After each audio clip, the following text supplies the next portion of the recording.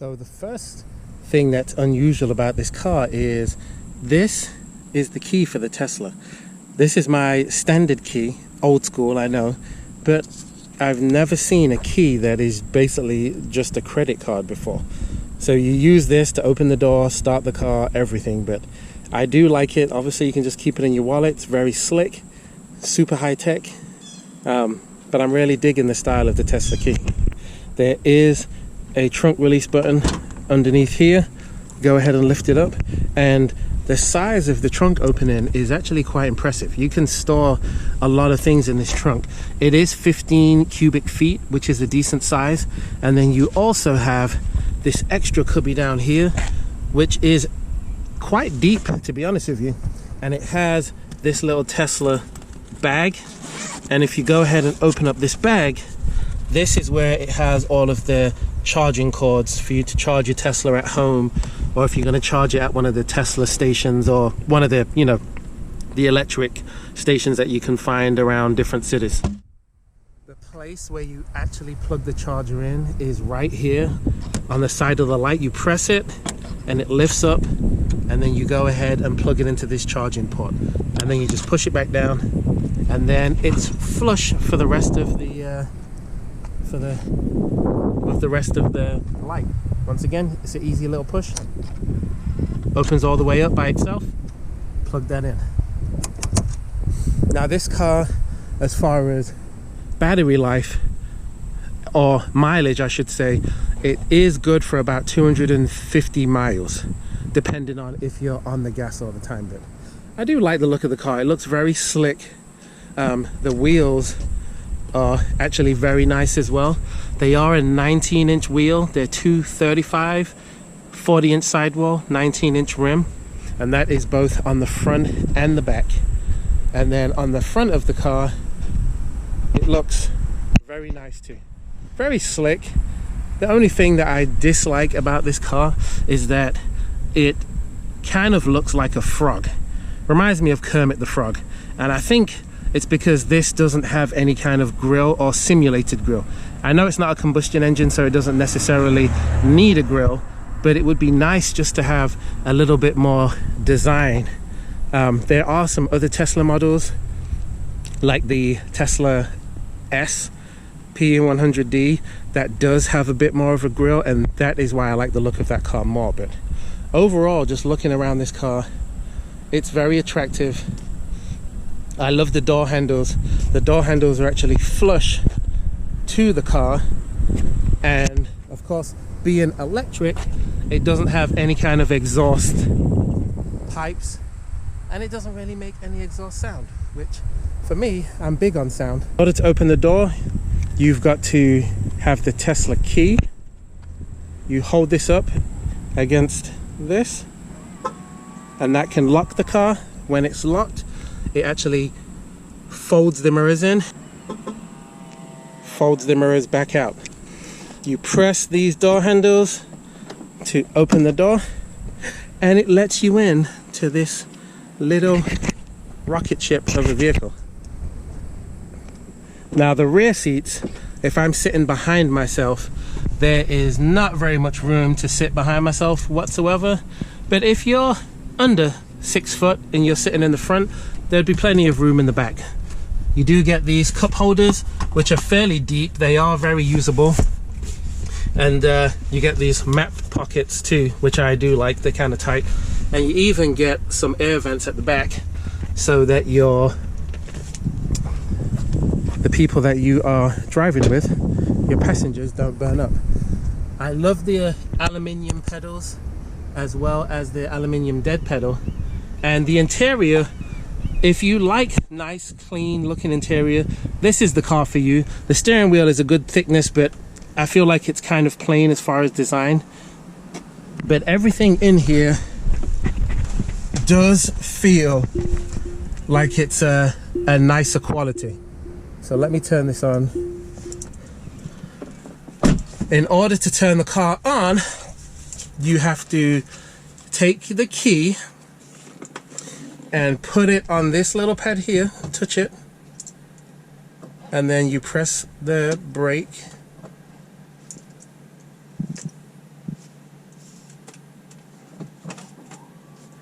and then you're able to put the car in gear. So the gear lever is on the right hand side. You press this button on the side to put it in park. Car goes into park. You want to go into drive, you hold the brake down, push this down, car goes into drive, or you move it up, car goes into reverse, and you've got this super clear backup camera. This car has got cameras all over it. It's amazing. The cameras are the clearest cameras that I've ever seen in a vehicle, period. The one thing that I don't like about this car is you have to do everything through the touchscreen. There's no other buttons other than the ones on the steering wheel. Even to move the steering wheel up and down, you have to go to the menu and then go through the menus to actually change the steering wheel. Now the car does have regenerative braking options. When it's on low and you take your foot off the gas, it brakes mildly. When you put it on standard, it actually brakes quite hard. And when you're not on the gas, you can choose whether it holds its place or whether it just rolls or whether it creeps. So there's plenty of options on this car. The stereo system is incredibly good. It's super loud, and I'm really impressed with the stereo system. You also get these autopilot features where the car can brake for you. It can keep you in lane. You can even set a speed limit for the vehicle, so that if somebody else is driving it, they can't go over a certain speed limit, and it requires a password to take that speed limit off. So there's all kinds of options on this car. Way too many to go through, unless you want the video to be 2 hours long. As far as storage, I'm happy to say there's quite a lot of storage space. You've got this here with this cubby hole, which is quite deep, so that's storage space. Then you've got these two cup holders, which are decent sized. This is a wireless charging pad, but if you open this up, there's actually more space for my huge Gatorade bottle, as well as this other USB connectivity down here. So it is on the good side when it comes to storage. And you've got a glove box over this way. Sorry, the light might be getting in the way, but you actually open the glove box from the touch screen. Press that, glove box opens up, and that, it's not the largest glove box, it's kind of small, but it's decent, it's good enough, you know. And then the air vents are actually right here. So this is where the air blows out of.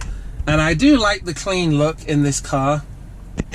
This over here is kind of an Alcantara feel to it, and the leather seats are quite nice, as well as a glass roof. So everything in this car feels nice to the touch. I do wish that this rear view mirror was a little bit bigger, because it's quite small and I feel like it needs to be a bit wider. So I was driving this car for about 2 hours yesterday, and I did notice that my legs start to ache after a little bit, because the seats are on the shorter side this way. So it was one of the reasons why I didn't like driving my Jaguar that much, is because the seats were too short for my legs. The thing that BMW does is they always have an extension.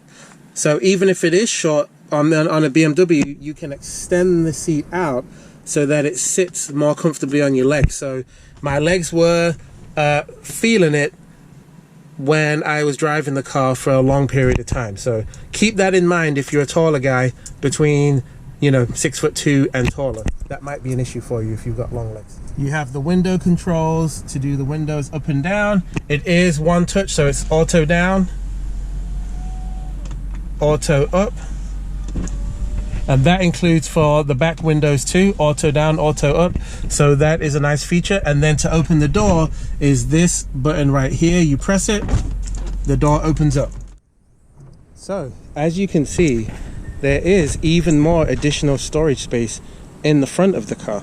You could easily get all kinds of groceries and stick them in here, and I think it would be more than enough room if you didn't want to use the trunk.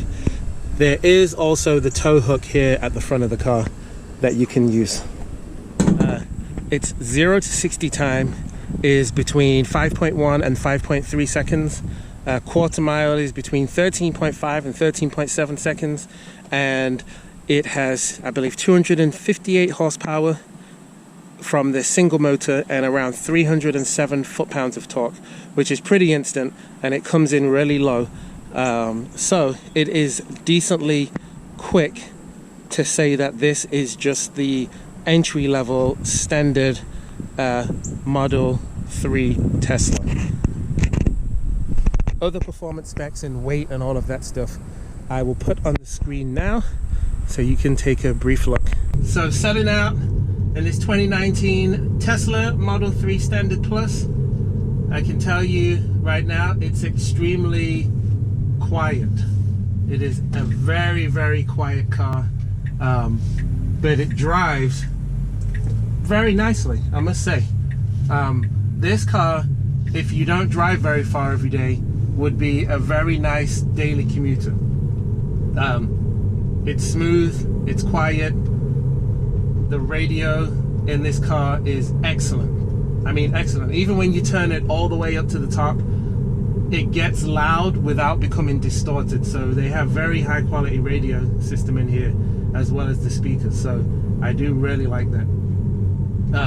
When you let off the brake, and if you've never driven an electric car that regenerates, when you let off the brake, it is a strange feeling. I'm sorry, when you let off the gas, it's a strange feeling for the car to immediately start braking for you. It actually feels like something's wrong with the car at first if you're not used to it. And that's in its milder mode. If you put it in its standard regen mode, the car brakes even harder when you come off the gas. So that does take some getting used to. And I will say that this car does have lane keep assist and all of the standard safety features. However, once you've gone out of lane and it's corrected you a few times, it does require you to then touch the steering wheel and hold it with both hands so that it actually recognizes that you're not asleep or you're still, you know, actually aware and driving the car. So another negative is here where all the storage stuff is, it's kind of a gloss black and it gets fingerprints all over it. I don't think that looks very nice. And then the only other negative thing I'd really say is the charging time.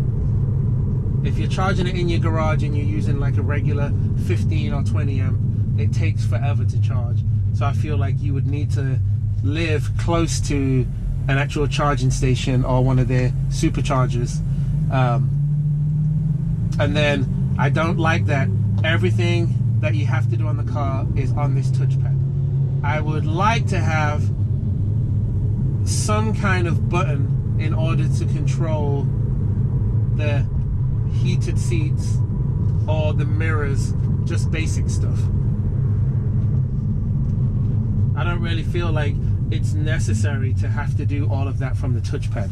And the one thing that does worry me is touchpads are a basic computer screen. So at some point the screen is going to go bad, or there's going to be dead pixels on the screen. How much is that going to cost to fix? How much does that cost to maintain? So yeah, these cars, they do have instant power as soon as you put your foot down. But one thing that you do notice is the car does start to lose the power and the torque as the mileage starts to go down. So the power and the torque is higher when the car is fully charged, but then when it starts to go down and you're around about 100 miles and it's range and the range starts to go down, then it doesn't give you as much power. So do keep that in mind. It's not going to be as fast and as punchy all the time because it's based on the range and the mileage. It's still quiet on the highway though. There is some wind noise, there is noise from the tires for sure, but it's quiet, it's smooth, it's comfortable. I do miss the absence of exhaust noise and a little bit of engine sound is kind of weird, especially with no sound. But this car is a good car, and I'm going to put my score on the screen right now and give it a rating. Thanks for watching the channel. I appreciate it. Don't forget to subscribe and hit the like because it helps the channel to grow. And leave a comment behind, and I will see you in the next one.